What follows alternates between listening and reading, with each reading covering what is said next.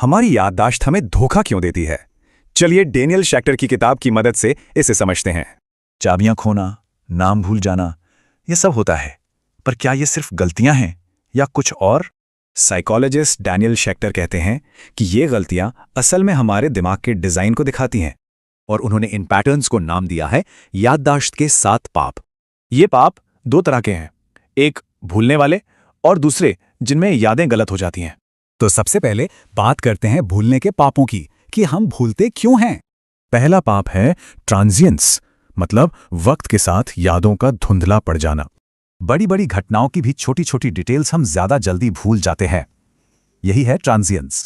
दूसरा है absent mindedness. ये याददाश्त के कमजोर होने से नहीं बल्कि ध्यान न देने से होता है। देखिए, एक मेमोरी चैंपियन भी अगर ध्यान न दे तो रोजमर्रा के काम भूल सकता है। तो फर्क ये है, ट्रांजिएंस है याद का मिटना और एब्सेंट माइंडेडनेस है याद का रिकॉर्ड ही ना होना। अब बात करते हैं दूसरी तरह के पापों की, जहां याद तो रहती है पर गलत होती है। जैसे किसी याद का ब्लॉक हो जाना, उसका सोर्स गलत याद रहना या किसी के कहने से याद का बदल जाना। इसमें बायस भी है, जहां हमारे विचार यादें बदल देते हैं, और परसिस्टेंस, यानी वो यादें जो जाती ही नहीं। तो सवाल ये उठता है कि क्या ये 7 पाप हमारे दिमाग की सिर्फ कमियां हैं? लेकिन शेक्टर का नजरिया कुछ और है। वो पूछते हैं ये अवगुण है या गुण। जैसे ट्रांजिएंस को ही लीजिए, पुरानी जानकारी भूलना जरूरी है ताकि नई बातें याद रहें।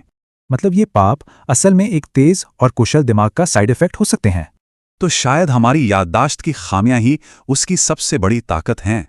इन पापों को समझना खामियां सुधारने के लिए नहीं, बल्कि दिमाग के शानदार डिजाइन को देखने के लिए है।